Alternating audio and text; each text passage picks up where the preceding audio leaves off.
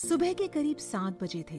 ठंड का मौसम, हर तरफ हल्का हल्का कोहरा था और उस कोहरे के बीच से आती सूरज की रोशनी सुबह को और खूबसूरत बना रही थी। पर इस खुशनुमा सुबह में एक लड़की रोड पर तेजी से आगे बढ़ रही थी। उसकी आंखें आंसुओं से भरी थी जो वक्त वक्त पर उसके गालों पर आ रहे थे और वो सिसकियां लेते हुए उन्हें पोंछे जा रही थी। आंखें हल्की सी सूजी हुई भी थी। शायद वो काफी देर से रो रही थी। चेहरा पूरा लाल हो रहा था, कुछ रोने की वजह से तो कुछ फ्रस्ट्रेशन की वजह से। फ्रस्ट्रेशन कुछ भी समझ ना आने की, कुछ भी याद ना आने की कि कैसे कर गई वो इतनी बड़ी गलती, कैसे। ये एक सवाल बार बार उसके दिमाग में आ रहा था। वो तेज कदमों से बिना इधर उधर देखे बस आगे बढ़ती जा रही थी।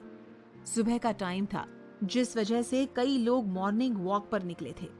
सब उस लड़की को हैरान नजरों से देख रहे थे। शायद वो भी नहीं समझ पा रहे थे कि आखिर ये है कौन। और वो लड़की, उसे तो जैसे ना कुछ सुनाई दे रहा था और ना कुछ दिखाई। उसके दिल और दिमाग दोनों में ही जंग छिड़ी हुई थी। क्या होगा आगे? तभी उसके फोन की घंटी बजी। फोन स्क्रीन पर फ्लैश होते उस नाम को देखकर उसके आंसुओं ने रफ्तार पकड़ ली। फोन की रिंग एक बार बंद होकर दोबारा बजने लगी। इस बार उसने अपने आंसुओं को पोंछा और फोन रिसीव किया। हेलो, कहाँ थी तू नीवी? कब से फोन लगा रही हूँ, अब जाकर लगा है। फोन क्यों बंद कर रखा था और कल अचानक से कहाँ गायब हो गई थी? शालिनी की आवाज सुन नीवी बिना आवाज किए रोने लगी। शालिनी नीवी की बड़ी बहन थी जो उसके कल अचानक से चले जाने और रात भर घर न आने की वजह से काफी परेशान थी। निवेदिता ये बात जानती थी और वो उन्हें अभी कुछ भी बताकर और परेशान नहीं करना चाहती थी। इसलिए उसने अपने आप को संभाला और आंसुओं को पोंछा।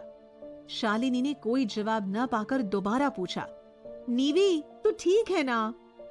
निवेदिता अब तक संभल चुकी थी। हाँ मैं ठीक हूँ दीदू। पक्का? हाँ पक्का।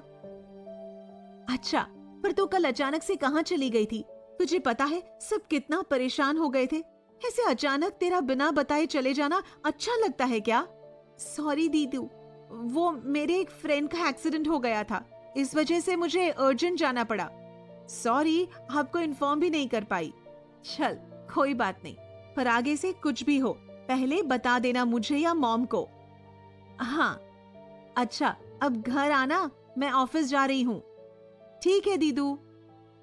शालिनी से बात कर निवेदिता ने फोन रख दिया और वहीं थोड़े दूर पड़ी एक बेंच पर बैठकर अपने चेहरे को अपने दोनों हाथों से ढक लिया और रोने लगी। कैसे कैसे इतनी बड़ी गलती कर गई मैं? कैसे? मुझे कुछ भी याद नहीं आ रहा। मैं कैसे वहां पहुंची? कैसे? और खुद से बात करते हुए कुछ देर पहले के बारे में याद करने लगी, जब 1 घंटे पहले उसकी नींद खुली थी। जैसे ही निवेदिता की सुबह नींद खुली तो उसने अपने आप को बेड पर पाया। आलस में निवेदिता ने अंगड़ाई लेने के लिए अपने हाथ फैलाए तो उसका एक हाथ किसी की बॉडी पर पड़ा। उसने अपने चेहरे को उस तरफ घुमाया तो देखा कि उसके बगल में कोई लड़का था जो पीठ के बल गहरी नींद में सोया हुआ था। उसका चेहरा निवेदिता की तरफ था। बाल माथे पर बिखरे हुए थे, गोरा चेहरा, परफेक्ट शेप की नाक और हल्के बड़े होठ। एक शब्द में कहा जाए तो किसी प्रिंस से कम नहीं लग रहा था वो। सोते हुए भी उसकी मासूमियत का अंदाजा लगाया जा सकता था। इतना हैंडसम इंसान तो सिर्फ फेरी टेल्स में ही होते हैं। ये सोच निवेदिता के चेहरे पर हल्की मुस्कुराहट आ गई और इसे एक मीठा सा सपना समझ उसने दोबारा अपनी आंखें बंद कर ली। कुछ ही देर हुई थी कि उसे अपने गले के पास चुभन सी फील हुई। उसने हल्की आंखें खोल देखा तो उसका इयररिंग था जो उसे चुभ गया था। उसने इयररिंग को हटाया और जैसे ही दोबारा दूसरी तरफ देखा तो वो लड़का फिर दिखाई दिया। पर इस बार निवेदिता ये देखकर शॉक्ड रह गई क्योंकि अब उसकी नींद खुल चुकी थी। वो झटके से उठकर बैठ गई।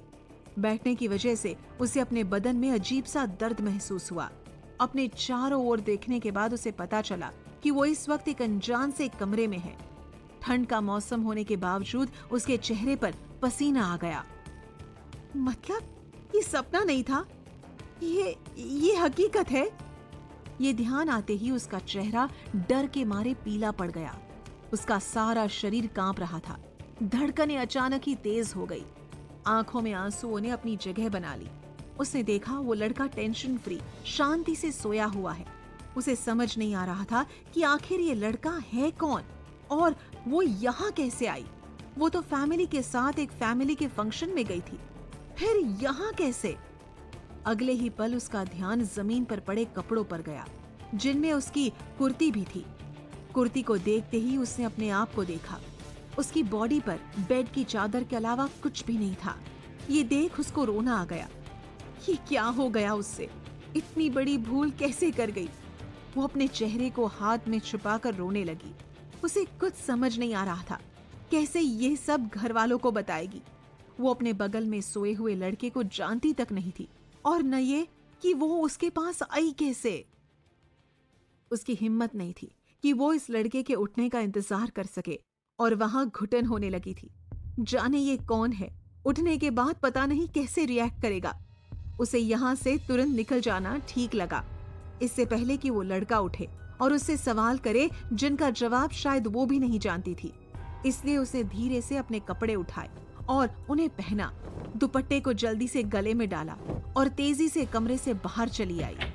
निवेदिता, अब जो भी हो, पर इसे भूलने में ही तेरी भलाई है। निवेदिता, अगर किसी को भी पता चला तो तेरे कैरेक्टर पर सवाल उठेंगे।